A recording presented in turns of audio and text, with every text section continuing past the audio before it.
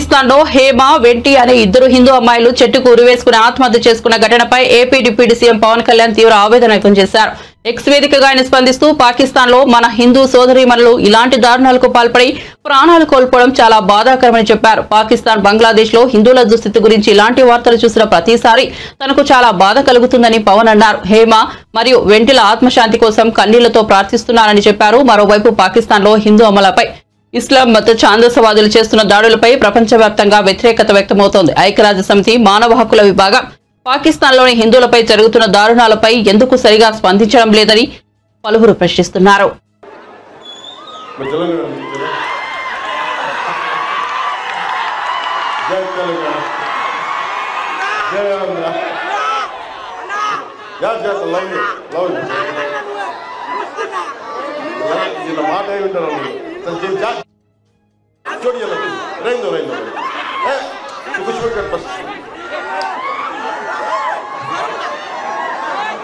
ఇది మనందరి అభివృద్ధి కోసం, మన ఎక్కడో అమెరికా కంటే ఉద్యోగాల కోసం, ఉపాధి కోసం, అలాంటిది మన మహారాష్ట్రలో కూడా అభివృద్ధి కావాలి అంటే మీ అందరూ ఇక్కడ ఐటీ ఇండస్ట్రీ ఉంది, ఐటీ పరిశ్రమలు ఉన్నాయి, మీరందరూ ఉద్యోగాలు ఉపాధి కోసం వచ్చారు, చదువుల కోసం వచ్చారు. అలాంటి మన మహారాష్ట్ర అభివృద్ధి పదవిలో ఉండాలంటే మన సహాయం మనం చేయాలి. అందుకనే ఆ సందర్భంగా ఇక్కడికి వచ్చారు. अपने पुणे के भाइयों, माताओं, बहनों और युवाओं से यह कहना आया हूं कि वो एक साथ एकजुट होकर सनातन भारत के सपने को साकार करें। मैं आभारी हूं आदरणीय प्रधानमंत्री मोदी जी का, गृह मंत्री अमित शाह जी का, हमारे प्रिय highway man of India Nitin Gadkari ji का, साथ ही मैं आभारी हूं महायुति सरकार के मुख्यमंत्री श्री एकनाथ शिंदे जी का, उप मुख्यमंत्री देवेंद्र फडणवीस जी का और एक उप मुख्यमंत्री अजीत पवार जी का। अभी मेरे साथ मंच पे उपस्थित सभी नायकों को मैं नमस्कार करता हूं। पिछले 10 वर्षों में जितनी निष्ठा और संपूर्ण भाव से एनडीए सरकार ने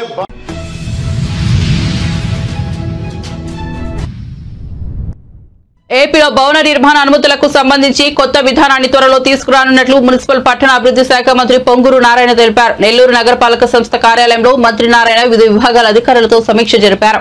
ఈ సందర్భంగా మంత్రి నారాయణ మాట్లాడుతూ డిసెంబర్ 15 నాటికి భవన నిర్మాణ అనుమతులకు సంబంధించి కొత్త విధానం అమల్లోకి తెచ్చేందుకు కృషి చేస్తున్నట్లు తెలిపారు. ఇందుకు సంబంధించి త్వరలోనే అసెంబ్లీలో బిల్లు ప్రవేశపెడతామని పేర్కొన్నారు. 20 రాష్ట్రాల్లో అధ్యయనం చేసిన తర్వాత కొత్త విధానాలను రూపొందించామని వెల్లడించారు. అయితే ఆ రోజు 2014-19లో ప్రధానమంత్రి గారు 2022 కల్లా ప్రతి ఒక్కరికి సొంత ఇల్లు ఉండాలని యాక్చువల్గా నిర్ణయించి ఈ యొక్క హౌసెస్కి 1,50,000 ఇచ్చేట్టుగా నిర్ణయిస్తే ఆ రోజు కేంద్రంలో ఈ యొక్క same municipal and urban development హౌసింగ్లో వెంకయ్య నాయుడు గారు యాక్చువల్గా మంత్రిగా ఉన్నారు. అందువల్ల వారితో నేను ఎన్నోసార్లు కలవటం, డిస్కస్ చేయటం 7,01,481 ఇళ్ళు తీసుకొచ్చారండి. 7,01,481 ఇళ్ళు. దట్ ఈస్ ద హైయెస్ట్ భారతదేశంలో అన్ని రాష్ట్రాల కల్లా హైయెస్ట్ ఇళ్ళు తీసుకొచ్చింది మన రాష్ట్రం. దీంట్లో 5 లక్షల ఇళ్ళకి యాక్చువల్గా మనం అడ్మినిస్ట్రేటివ్ క్లియరెన్స్ ఫస్ట్ ఇచ్చాం. అంటే అడ్మినిస్ట్రేటివ్ క్లియరెన్స్ ఇచ్చే ముందు సైట్స్ ఉండాలి. సైట్స్ ఆ రోజు 5 లక్షల ఇళ్ళకి యాక్చువల్గా సైట్స్ ఉన్నాయి. 4,54,704 ఇళ్ళకి 2017 జూలైలో మనం టెండర్లు ఇచ్చాం. వెంటనే వాటిలన్నింటినీ యాక్చువల్గా గ్రౌండ్ చేయటం జరిగింది. 2019 మేకి 77,371 ఇళ్ళు కంప్లీట్ చేసాం. అంటే మన ప్రభుత్వం మారే రోజుకి 77,371 ఇళ్ళు. ఇందులో ఈ షిర్వాల్ టెక్నాలజీ తీసుకురావడానికి కూడా కారణం ఏంటంటే ఇన్ని లక్షల ఇళ్ళు కట్టాలంటే, తక్కువ సమయంలో కట్టాలంటే, స్ట్రాంగ్గా ఉండాలంటే best technology shear wall technology. Shear wall టెక్నాలజీలో ఫౌండేషన్కి మనకు 1 మంత్ ఆర్ 2 మంత్స్ అయినా, ఈచ్ ఫ్లోర్కి 1 వీకే first floor 1 week, second floor 1 week, అలా 4 ఫ్లోర్లు వేయటానికి 4 వారాలు చాలు. అందువల్ల ప్రత్యేకంగా ఈ టెక్నాలజీ తీసుకురావడం జరిగింది. అయితే గత ప్రభుత్వం, జగన్మోహన్ రెడ్డి ప్రభుత్వం వచ్చి ఇప్పుడు సభ్యులందరూ చెప్పారు, ఒక కక్ష సాధింపుతో పేదలు నిరుపేదలకి ఎందుకు ఇట్టాటి ఇళ్ళని ఉన్న ఇళ్లలో 2,38,360 ఇళ్లను క్యాన్సిల్ చేసి కేవలం 2,61,406. బీఆర్ఎస్ హయాంలో కేసీఆర్ 7 లక్షల కోట్లు అప్పు చేస్తే రేవంత్ రెడ్డి అప్పుల కోసం ఏకంగా ఒక టాస్క్ ఫోర్స్ ను ఏర్పాటు చేశారని బీజేపీ తెలంగాణ అధ్యక్షుడు కిషన్ రెడ్డి మండిపడ్డారు. బీఆర్ఎస్ దారిలోనే కాంగ్రెస్ ప్రభుత్వం నడుస్తోందని విమర్శించారు. ఆయన మీడియాతో మాట్లాడుతూ బీఆర్ఎస్ హయాంలో ఎలాగైతే అవినీతి జరిగిందో ఇప్పుడు అదే కనిపిస్తోందని, అప్పుడు ఎలాగైతే గాలి మాటలు చెప్పారో ఇప్పుడు అలాగే చెబుతున్నారన్నారు. వీటితో ప్రజలు విసిగిపోతున్నారని తెలిపారు. కేసీఆర్, రేవంత్ రెడ్డి రాజకీయాల్లో నైతిక విలువలు వదిలేశారన్నారు. రాష్ట్రాన్ని పూర్తిగా భ్రష్టు పట్టిస్తున్నారని ఆగ్రహం వ్యక్తం చేశారు. ఇచ్చిన ఏ హామీని అమలు చేయడం లేదన్నారు. రేవంత్ రెడ్డి వ్యక్తిగత విమర్శలకు దిగడం దారుణమని వ్యాఖ్యానించారు. ముందుకెళ్లాలంటే, భారతీయ జనతా పార్టీ ప్రతిష్టపడాలంటే, ఒక ప్రత్యామ్నాయ శక్తిగా మరింతగా ఎదగాలంటే ఈరోజు మనకు సంతోషం. ఇటీవల జరిగినటువంటి పార్లమెంట్ ఎన్నికల్లో మనము 36%, 37% ఓట్లు వచ్చాను. 70 లక్షల మంది పైగా ఈరోజు మనకు మరి ప్రజలు మనల్ని ఆదరించారు. కాబట్టి అదే స్పిరిట్తో మనం ముందుకెళ్ళాలి అంటే ఈరోజు మనకు కొంత సభ్యత్వంలో ఉన్నాం. కాబట్టి ఈ యొక్క సభ్యత్వం కూడా పూర్తయిపోతే పూర్తి స్థాయిలో ఒక ఉద్యమ పార్టీగా మన నిర్మాణం కావాల్సిన అవసరం, ప్రజా సమస్యల మీద పోరాటం చేసేటువంటి పార్టీగా నిర్మాణం చేసుకోవాల్సిన అవసరం. వచ్చేటువంటి ఈ 4 సంవత్సరాలు నిరంతరమైనటువంటి ఉద్యమాలకు శ్రీకారం చుట్టి ప్రజాస్వామ్య పద్ధతిలో ఏదైతే అధికారంలో ఉన్నటువంటి కాంగ్రెస్ పార్టీ వైఫల్యాలను ఎండగట్టాల్సినటువంటి అవసరం. కాంగ్రెస్ పార్టీ ఈరోజు చూస్తే ఈ రాష్ట్రంలో ఏ రకమైనటువంటి మార్పు రావాలంటే కాంగ్రెస్ పార్టీ రావాలని రాహుల్ గాంధీ, సోనియా గాంధీ ఏదైతే తెలంగాణ శాసనసభ ఎన్నికల్లో ప్రచారం చేశారో, ఈరోజు పరిస్థితి చూస్తే ఏమీ మార్పు రాలే.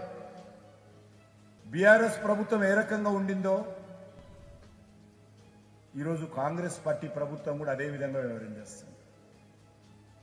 మన దృష్టిలో ఈ 2 పార్టీలకు ఏ రకమైనటువంటి తేడా లేదు. ఈరోజు తెలంగాణ ప్రజలు బీఆర్ఎస్ పోవాలనుకున్నాము, కాంగ్రెస్ కోటేశాము. కానీ మాకు ఏ రకం మార్పు లేదు, అదే రకమైనటువంటి అవినీతి.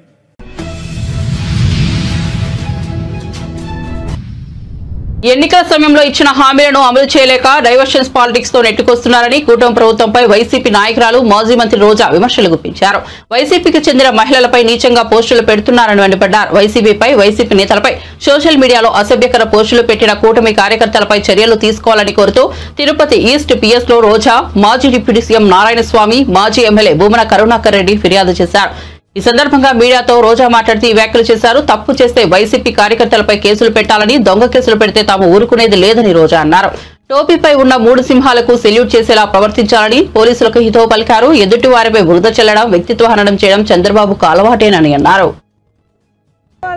తప్పుడు కేసులు పెట్టి ఫేక్ ఐడీలతో వాళ్ళని ఇరికించి వాళ్ళని కొట్టి ఆ ద్వారా అందరినీ భయపెట్టాలనుకుంటే మాత్రం వైఎస్ఆర్ కాంగ్రెస్ పార్టీకి పోరాటాలు కొత్త కాదు. మా నాయకుడు, మా బ్రాండ్. ఎవరికైనా అన్యాయం జరిగితే జగనన్న ఊరుకోడు. జగనన్న వెనక మేము సైనికుల్లాగా పోరాడతామని కూడా హెచ్చరిస్తున్నాం. అండ్ ఈరోజు ఒక్కడే చెప్తున్నాం, చంద్రబాబు నాయుడు గారికి కానీ, పవన్ కళ్యాణ్ గారికి కానీ, హోంమంత్రి గారికి కానీ, పోలీసుల్ని మహిళల మీద జరుగుతున్న దాడుల్ని అరికట్టడానికి ఉపయోగించండి, మహిళలకి రక్షణ కల్పించడానికి ఉపయోగించండి.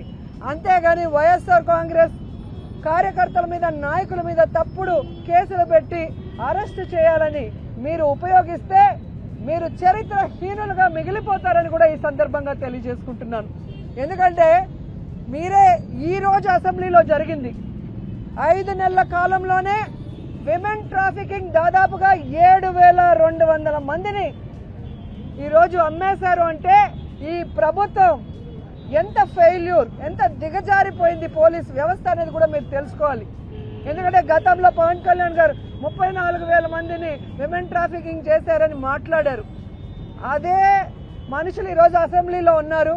అదే క్వశ్చన్ వైఎస్ఆర్ కాంగ్రెస్ పార్టీ వాళ్ళు వేస్తే 34,000 మంది కాదు 36 మందే ఆ రోజు మిస్ అయ్యారు అన్న విషయాన్ని ఇదే హోంమంత్రి గారు చెప్పడం మీరు అసెంబ్లీ రికార్డులో చూడండి. నిన్న మొన్న మాకు 36 మందిని మిస్ అయ్యారు, మిగతా అందరినీ ఆల్మోస్ట్ ఎలా దిశ యాప్తో సేవ్ చేశాము, దిశ పోలీస్ స్టేషన్లు విమెన్ పోలీసులతో ఎలా అందరినీ కాపాడామో అందరూ కూడా రికార్డులు చూస్తే మీకే అర్థమవుతుంది. కానీ ఈరోజు 5 నెలల్లోనే 7,200 మంది అయిపోయారని ఈ రోజు అసెంబ్లీలో జరిగింది ఆన్సర్ చెప్పారు. దానికి సిగ్గుపడండి అని కూడా ఈ సందర్భంగా తెలియజేసుకుంటున్నాను.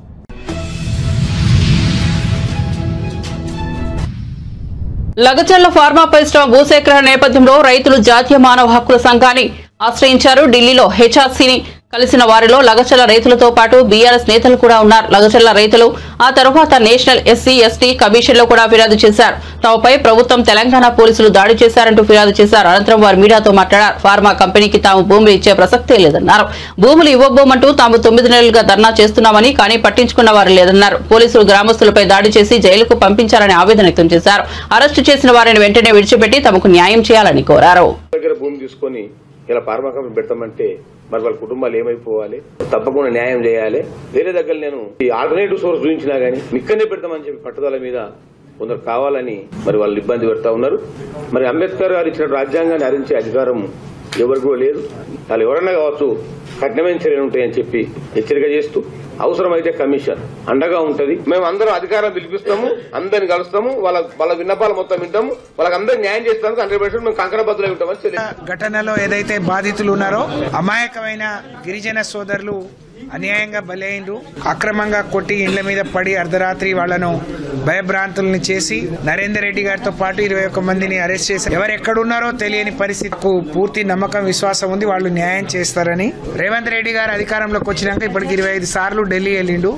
కానీ సొంత నియోజకవర్గాన్ని ఒకరోజు వెళ్లి రైతులను మెప్పించడంలో ఒప్పించడంలో వైఫల్యం చెందిండు. వాళ్లను జైల్లో పెట్టడం ఇది ఎక్కడ అమానుష్యం అని చెప్పి మేము ప్రశ్నిస్తా ఉన్నాం. వాళ్ళ మీద పెట్టిన కేసులు అన్ని కూడా ఎత్తివేయాలని నేను కోరుతా ఉన్నా. ఇక్కడ బాధితులందరూ అధికారులు కాదండి, ఇక్కడ బాధితులు పేద గిరిజన రైతులు, గిరిజన మహిళలు. ఒక మహిళ అయితే తన మీద అత్యాచార ప్రయత్నం కూడా చేసిందని చెప్పేసి చెప్పడం జరిగింది. రాజ్యాంగంలో జీవించే హక్కు ఆర్టికల్ 21 ప్రకారం ఇది శిక్షార్హం.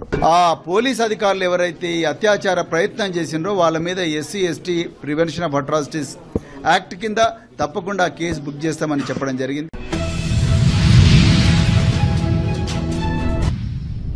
తిరుమల తిరుపతి దేవస్థాన పాలక మండలి బోర్డు కీలక నిర్ణయం తీసుకుంది. టీటీడీ ధర్మకర్తల మండలి కొత్తగా కొలువుదీరిన తర్వాత తొలిసారి నేడు సమావేశమయ్యారు. 80 అంశాలపై ఈ సమావేశంలో కీలకంగా చర్చించారు. అనంతరం పలు కీలక నిర్ణయాలు తీసుకున్నారు. తిరుమల ఆలయ పరిసరాల్లో రాజకీయాలు మాట్లాడడంపై నిషేధం విధించారు. టీటీడీలో అన్యమత ఉద్యోగుల సేవలకు చెక్ పెట్టారు. అంతేకాదు తిరుమలకు టూరిజం ప్యాకేజీలన్నీ రద్దు, శ్రీవారి ట్రస్ట్ రద్దు, శారదాపీఠం రీజు రద్దు, శారదాపీఠం భవనాన్ని స్వాధీనం చేసుకోవాలని నిర్ణయం, తిరుపతి ఫ్లైఓవర్ కు గరుడ వారధి పేరు పునరుద్ధరణ, తిరుమలలో అతిథి గృహాలకు సొంత పేర్లపై నిషేధం, సర్వదర్శనం భక్తులకు 2-3 గంటల్లో దర్శనాలయ్యేలా నిర్ణయాలు తీసుకున్నారు. ఇదిలా ఉంటే తిరుమల తిరుపతి దేవస్థానం విషయంలో కూటమి ప్రభుత్వం అత్యంత ప్రాధాన్యత ఇస్తోంది. గతంలో టీటీడీలో పాలన గాడి తప్పిందన్న ఆరోపణలతో ప్రక్షాళనకు శ్రీకారం చుడుతోంది. మున్సిపాలిటీలో కానీ రెవెన్యూలో కానీ వేరే డిపార్ట్మెంట్లు ట్రాన్స్ఫర్ చేయాలని చెప్పేసి బోర్డు నిర్ణయం తీసుకుంది. ఈ తిరుమలలో డంపింగ్ యాడ్ అవుతుందో నేను మొట్టమొదటిసారి దాన్ని సందర్శించడం జరిగింది. అది 3-4 నెలలలో మొత్తం క్లియర్ చేయాలని చెప్పేసి అధికారులను ఆదేశించాలని బోర్డు నిర్ణయం తీసుకుంది. ముఖ్యమంత్రి చంద్రబాబు నాయుడు గారి హయాంలో ఈ గరుడ వారధి ఏదైతే ఉందో ఆయన స్టార్ట్ చేశారు. దాన్ని గత ప్రభుత్వం పేరు మార్చడం జరిగింది. కాబట్టి దాన్ని మళ్ళీ సేమ్ పేరు గరుడ వారధిగా నియమించాలని, పేరు పెట్టాలని చెప్పేసి నిర్ణయం తీసుకున్నాం. ఈ అలిపిరిలో ఏదైతే 20 ఎకరాలు భూమిలో టూరిజం వాళ్ళకి అలాట్ చేయడం జరిగింది అటవీ శాఖ, అక్కడ గతంలో చంద్రబాబు నాయుడు దేవలోకం అనే ఒక ప్రాజెక్టుని ప్రారంభించాలని ఒక మంచి ఆలోచనతోని వారు ప్రారంభిస్తే దాన్ని ఇప్పుడు కొన్ని చేతులు మారి ముంతాజ్ అనే హోటల్ 5 స్టార్ హోటల్ కన్స్ట్రక్షన్ కోసం ప్రయత్నాలు జరిగినాయి. అది కొండకు ఆనుకొనే ఉంది కాబట్టి అది హిందువుల యొక్క మనోభావాలు దెబ్బతింటాయి. దాన్ని మేము సుదీర్ఘంగా చర్చించాం. దాన్ని ఆ ప్రభుత్వం అది భూమి అయితే ఉందో దాన్ని టీటీడీకి హ్యాండ్ ఓవర్ చేయమని చెప్పేసి గవర్నమెంట్కి రిక్వెస్ట్. బీఆర్ఎస్ నేతలపై ఎమ్మెల్యే నాయని రాజేంద్ర రెడ్డి ఫైర్ అయ్యారు. బీఆర్ఎస్ నేతలు కోట్ల రూపాయల ప్రజల సొమ్ము దోచుకున్నారని, ప్రతి పథకంలోనూ అవినీతికి పాల్పడ్డారంటూ మండిపడ్డారు. అలాంటి వారు ఇప్పుడు సిగ్గు లేకుండా ప్రజల నుంచి మంచి చేయాలని చూస్తున్నారని, ప్రభుత్వాన్ని విమర్శిస్తున్నారని ఆగ్రహం వ్యక్తం చేశారు. బీఆర్ఎస్ నేతల అవినీతి త్వరలోనే బయటకు వస్తుంది. రేపు మాపో వారంతా జైలుకు వెళ్లడం తథ్యమని అన్నారు. బీఆర్ఎస్ నేతలకు దమ్ముంటే కాళోజీ కళాక్షేత్రంపై చర్చకు రావాలని నాయని రాజేందర్ డిమాండ్ చేశారు.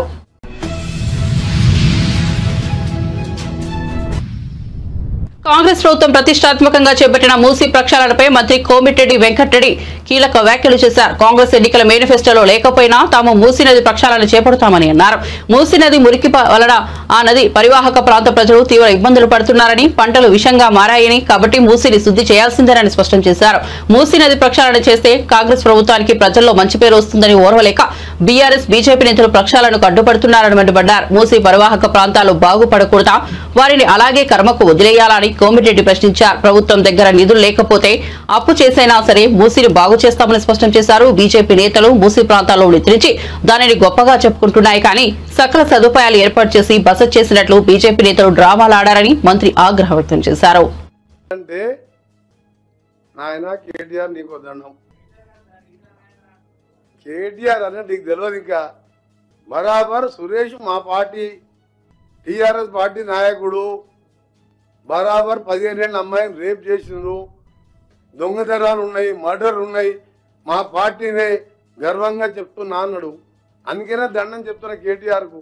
అలాంటి రేపిస్టులను పార్టీలో పెట్టి నువ్వు అమెరికాలో చదువుకున్నావు అంటే ఎవరు నమ్మాలి? అసలు నేను ఒకటే అడుగుతున్నా, లాస్ట్ పాయింట్ కేసీఆర్ ఒకటి 70,000 ఈ 11 నెలలు ఇంకో 10,000 పుస్తకాలు చదివినొచ్చు, ఏం బయటికి వెళ్తలేడు కదా. 80,000 పుస్తకాలు చదివిన కేసీఆర్కు నా రిక్వెస్ట్, నిజంగా మూసి ఏం క్లీనింగ్ వద్దు, ఇట్టే వదిలిపెట్టురి. సబర్మతి, నమామి గంగా వాళ్ళు చేసుకుండ్రు. ప్రజలు నల్గొండ వాళ్ళు రంగారెడ్డి సావని అని ఒక్క మాట కేసీఆర్ నొచ్చి మూసి శుద్ధీకరణ వద్దు, ఇట్లనే సావని నల్గొండలని చెప్పమను నేను మా ముఖ్యమంత్రి గారిని ఒప్పించి మూసి జోలికే భూమి. ఎందుకు మాట్లాడతలేడు ఆయన? ఆయన అంతా మేధావి. ఒకటే చెప్తున్నా సీరియస్గా, మీరు మా మినిస్టర్లు ఎవరు అడగలే, ఇప్పటికీ మా ముఖ్యమంత్రి గారు కూడా అడగలే. నేను అడుగుతున్నా, కేసీఆర్ గారిని అడుగు, మూసి ముట్టుకోకరి మీరు. నల్గొండలు చావని ఈ pharma industries, metals, drainage, fluoride, వాళ్ళ బతుకులు ఎటుపోయినా ఏం కాదు, దగ్గర పోతుందని కేసీఆర్ చెప్పమని చెప్పని మేము పోయి మా ముఖ్యమంత్రి గారిని బదిలాడతాం. మేము మా సావుడేదో మేము సత్తం, కేసీఆర్ వద్దంటుండగా అంత పెద్ద మేధావే వద్దంటుండు.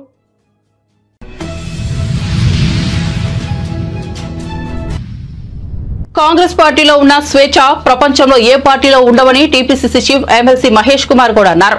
సంగారెడ్డి జిల్లాలో నిర్వహించిన కాంగ్రెస్ కార్యకర్తల సమావేశంలో ఆయన పాల్గొన్నారు. ఈ సందర్భంగా ప్రసంగిస్తూ బీఆర్ఎస్ నేత మాజీ మంత్రి హరీష్ రావుకు సవాల్ విసిరారు. 10 ఏళ్లు అధికారంలో ఉన్న మీరు ఎంత అభివృద్ధి చేశారో చెప్పండి. అధికారంలో వచ్చిన 11 నెలల్లో తాము ఎంత అభివృద్ధి చేశామో చెబుతామని ఛాలెంజ్ విసిరారు. వచ్చే అసెంబ్లీ ఎన్నికల నాటికి రాష్ట్రంలో బీఆర్ఎస్ ఉండదని కీలక వ్యాఖ్యలు చేశారు. తండ్రి కేసీఆర్, కొడుకు కేటీఆర్, కూతురు కవిత తప్ప ఇంకెవరూ ఆ పార్టీలో ఉండరని జోస్యం చెప్పారు. మూసీ ప్రాజెక్టు విషయంలో బీఆర్ఎస్ బీజేపీకి ముప్పై ప్రభుత్వంతో అసత్య ప్రచారం చేస్తున్నాయని మండిపడ్డారు. మీరందరూ గట్టిగా మద్దతునిచ్చారు కాబట్టి మీ ప్రతినిధిగా కాంగ్రెస్ పార్టీలో ఉన్నటువంటి ప్రతి కార్యకర్త ప్రతినిధిగా నేను ఇవాళ రాష్ట్రానికి సారథ్యం వహిస్తా ఉన్నాను. అది సంతోషకరమైన మాట కూడా ఈ సందర్భంగా మనవి చేస్తా ఉన్నాను. సంగారెడ్డితో నాకు 35 అనుబంధం. నేను ఎన్ఎస్సీ రాష్ట్ర అధ్యక్షుడిగా ఉన్నప్పుడు ఆనాడు హరికిషన్ మాకు జిల్లా అధ్యక్షుడిగా ఉండే. సంగారెడ్డిగా తరచుకు వస్తూ పోయిన అనుబంధం. ఆ తర్వాత దామనతో ఏర్పడిన బంధం ఉమ్మడి మెదక్ జిల్లాలో నడుస్తున్న కార్యక్రమాలు. నేను వర్కింగ్ ప్రెసిడెంట్గా, నాతో పాటు జగ్గారెడ్డి వర్కింగ్ ప్రెసిడెంట్గా కాంగ్రెస్ పార్టీలో ఎప్పుడు అవసరం ఉన్నా అలజడి సృష్టించి కార్యకర్తలను ఉత్తేజపరిచినటువంటి ఘనత జగ్గారెడ్డి గారిది. దాన్ని సంధానించే బాధ్యత నాది. ఆనాడు రేవంత్ రెడ్డి గారు అధ్యక్షుడిగా ఉన్న రోజుల్లో కాంగ్రెస్ పార్టీలో ఉన్నటువంటి ప్రజాస్వామిక స్వేచ్ఛ ఏ ఇతర పార్టీలో లేదు. సైద్ధాంతిక పరంగా అవసరం వచ్చినప్పుడు రేవంత్ రెడ్డిని ఎన్నిసార్లు వ్యతిరేకించినా అది వ్యక్తిగతం కాదు, సైద్ధాంతిక పరంగానే వ్యతిరేకించినప్పుడు సంధానించిన బాధ్యత తీసుకుంది మాత్రం నేనేనమాట ఈ సందర్భంగా మనవి చేస్తాను. ఆ స్వేచ్ఛ ఉంది కాబట్టి ఎన్ని మార్లు ఒకరి మీద ఒకరు మాట్లాడుకున్నా ఎన్నికలు వచ్చే నాటికి ఏకమై ఈ జిల్లాలో దామోదర నరసింహ గారి నాయకత్వంలో అందరూ ఏకమై రాష్ట్రంలో కాంగ్రెస్ పార్టీ సీనియర్లు జూనియర్లు ఏకమై పోరాడినాం కాబట్టే ప్రజలకు మాకు నమ్మి అధికారం చేపట్టినారు, అధికారం ఇచ్చినారనే మాట కూడా ఈ సందర్భంగా మనవి చేస్తా ఉన్నాం. అది ఒక కాంగ్రెస్ పార్టీలో సాధ్యమనే ఈ సందర్భంగా మనవి చేస్తా ఉన్నాం. మిత్రులారా, కార్యకర్తలు కొంత నారాజుగా ఉన్నారు నాకు తెలుసు. మీరు మా మీద నారాజు కాకుండా ఎవరి మీద అవుతారు? మీకు నారాజయ్యే హక్కు ఉంది. మళ్ళీ మిమ్మల్ని సంధాయించే బాధ్యత మాది. అది చేసుకుంటామనే మాట కూడా ఈ సందర్భంగానే మనం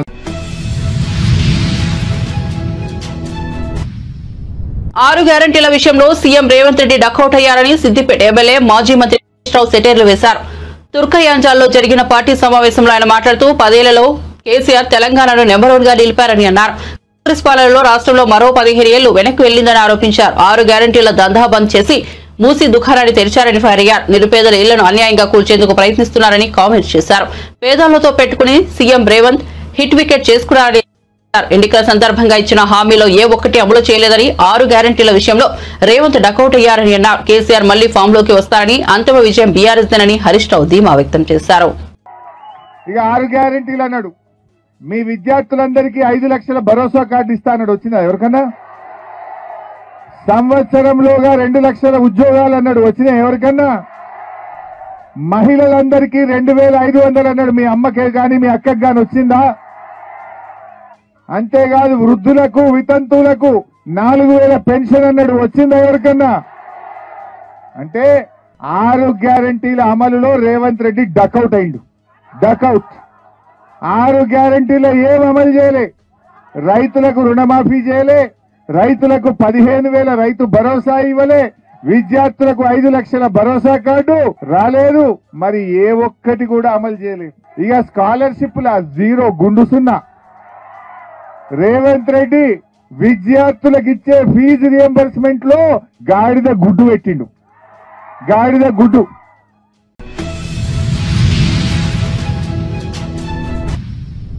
BRS working president KTR Delhi tour రాష్ట్ర రాజకీయాల్లో చర్చగా మారుతోంది. ఆయన మరోసారి ఢిల్లీ వెళ్తున్నారు. ఇదే నెలలో కేటీఆర్ కు ఇది ఢిల్లీకి 2వ పర్యటన కావడంతో కేటీఆర్ టూర్లపై కాంగ్రెస్ విమర్శలు గుప్పిస్తోంది. కేటీఆర్ బీజేపీకి ఆద్యమైకంటూ తాజాగా టీపీసీసీ మీడియా కమిటీ చైర్మన్ సామా రామ్మోహన్ రెడ్డి విమర్శించారు. ఆయన ఎక్స్ వేదికగా కేటీఆర్ ఢిల్లీ టూర్ పై సామా స్పందిస్తూ కాంగ్రెస్ ను బద్నాం చేయాలని, బీజేపీ ఇచ్చిన టాక్స్ ను పూర్తి చేయడానికే కేటీఆర్ మళ్లీ బయలుదేరారని విమర్శించారు. కేటీఆర్ ని అరెస్ట్ నుంచి తప్పించుకోవడానికి ఎన్ని మాటలు ఢిల్లీకి వెళ్తావు అని ప్రశ్నించారు. అవసరమైతే ఒక ఐఏఎస్ అధికారి మీద కూడా అంతే కుట్రలు చేసైనా సరే మన రాజకీయ పబ్బం గడుపుకోవాలనేటటువంటి ఒక కుట్ర మరి నిన్న మనకు బహిర్గతమైంది. ఈ రాష్ట్రంలో ప్రజా పరిపాలన కాంగ్రెస్ పార్టీ అధికారంలోకి వచ్చిన తర్వాత గౌరవనీయులు ముఖ్యమంత్రి వర్యులు రేవంత్ రెడ్డి గారు దేశంలో ఏ ముఖ్యమంత్రి అతి తక్కువ సమయంలో చేయనని ఎక్కువ రివ్యూలు, విప్లవాత్మకమైనటువంటి మార్పు కోసం ఒక పక్క అప్పుల కుప్ప లెక్క ఉంటున్నటువంటి పెద్ద ఛాలెంజ్ ని ఎదుర్కొంటూ ఇచ్చినటువంటి మాట మీద నిలబడాలనేటటువంటి చిత్తశుద్ధితో ఒక్కొక్క హామీని ప్రమాణ స్వీకారం చేసినటువంటి 48 గంటల్లోనే 2 గ్యారెంటీలను ఏదైతే కాంగ్రెస్ పార్టీ ఇచ్చిందో అక్కడి నుంచి మొదలు పెడితే ఈ రోజు దాకా కూడా ప్రగతి పదం అనేటటువంటిది రాష్ట్రం కష్టాల్లో ఉన్న ఒక చిత్తశుద్ధి ఉంటున్నటువంటి నాయకుడు దాన్ని ముందుకు ఎట్లా తీసుకొని పోతాడో ప్రపంచానికి చాటి చూపిస్తున్నటువంటి నేపథ్యంలో గత 10 సంవత్సరాలు ప్రజాస్వామ్యాన్ని కూనీ చేసి కనీసం ఒక దీక్షకి లేకపోతే ఒక ధర్నాకి ఆస్కారం లేకుండా ధర్నా చౌక్లనే ఎత్తేసి నోరు తెచ్చి బయటికి కూడా వచ్చి మాట్లాడితే తప్పుడు కేసులు బనాయించి ఇంకా ఎక్కువ చేస్తే లాకప్ డెత్తులు చేసి అవినీతిని ప్రశ్నిస్తే టిప్పర్ల కింద తొక్కి సంపి ఒక రంగం కాదు మీ యొక్క పాలనలో అవస్థలు పడ్డటువంటి అన్ని రంగాల్లో మీ సొంత పార్టీ సర్పంచుల యొక్క ఆత్మహత్యలకించి మొదలు పెట్టుకుంటే విద్యార్థుల దాకా కూడా లెటర్లు రాసి ఆత్మహత్యలు ఎట్లా చేసుకుర్రో గత 10 సంవత్సరాల చీకటి పరిపాలన మీ యొక్క ట్రాక్ రికార్డ్. కానీ ఈ ప్రభుత్వం వచ్చిన తర్వాత ఒక్కొక్క మాట ఏదైతే మేము ప్రమాణం చేసినామో మా రెక్కలలో ఎంత బలము. ఎమ్మెల్యే కడియం శ్రీహరి బీఆర్ఎస్ నేత మాజీ ఉప ముఖ్యమంత్రి తాటికొండ రాజయ్య మధ్య మాటల యుద్ధం కొనసాగుతూనే ఉంది. దేవనూరు అటవీ భూములను కబ్జా చేశారంటూ రాజయ్య ఇటీవలే ఎమ్మెల్యే కడియం శ్రీహరిపై సంచలన ఆరోపణలు చేశారు.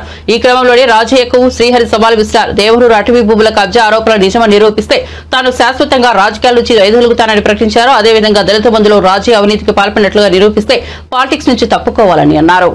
రాష్ట్రంలో వ్యవస్థలన్నింటినీ ఏ రకంగా నాశనం చేసిందో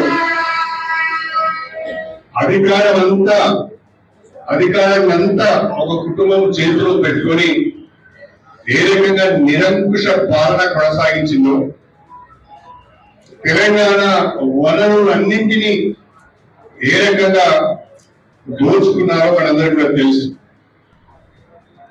ఇవాళ కల్వకుంట్ల కుటుంబం ప్రతి ఒక్కరు ఏదో ఒక అవినీతి ఆరోపణలు ఎదుర్కొంటున్నారు, కేసులు ఎదుర్కొంటున్నారు, జైళ్ళ పాలవుతున్నారు. పైపెచ్చు వాళ్ళే ప్రభుత్వం పైన ఇష్టం రీతిలో మాట్లాడుతున్నారు. కేంద్రంలో భారతీయ జనతా పార్టీ ఉన్నది. కేసీఆర్ కుమార్తె కవిత పైన లిక్కర్ కుంభకోణానికి సంబంధించిన కేసు బుక్ అయింది. ఆమె జైలు పోయి వచ్చింది. భారతీయ జనతా పార్టీ పగబట్టి మా మీద కేసు పెట్టింది. భారతీయ జనతా పార్టీ యొక్క అంతు చూస్తామని ఒక్క మాట కూడా బీఆర్ఎస్ పార్టీ అనడం లేదు, భయపడుతున్నది. కేంద్రంలో ఉన్న బీజేపీని చూసి ముచ్చమోసుకుంటున్నారు. నిజంగా మీరు తప్పు చేయని వారైతే కవిత గారికి లిక్కర్ స్కామ్ లో పాత్ర లేకుంటే అన్ని రోజులు జైల్లో ఎదుర్కొన్నారు. ఈ రోజు వరకు బెయిల్ మీదనే ఉన్నారు తప్ప కోర్టు యొక్క తీర్పు మాత్రం రాలేదు. మరి నిజంగా మీకు అన్యాయం జరిగి ఉంటే, బీజేపీ మీ మీద తప్పుడు కేసు పెట్టి ఉంటే, మరి కేసీఆర్ ఎందుకు మౌనంగా ఉంటున్నాడు, కేటీఆర్ ఎందుకు మౌనంగా ఉంటున్నాడు, కేంద్ర ప్రభుత్వం పైన మోదీ పైన ఎందుకు దాడి చేయడం లేదు, ఎందుకు విమర్శ చేయడం లేదో ప్రజలు అర్థం చేసుకోవాలని నేను కోరుతున్నాను. తప్పు చేసిళ్ళు కాబట్టి మౌనంగా ఉంటున్నారు, సాక్ష్యాలు ఉన్నాయి కాబట్టి మౌనంగా ఉంటున్నారు, కోర్టుల చుట్టూ జైళ్ల చుట్టూ తిరుగుతున్నారు కాబట్టి మౌనంగా ఉంటున్నారు.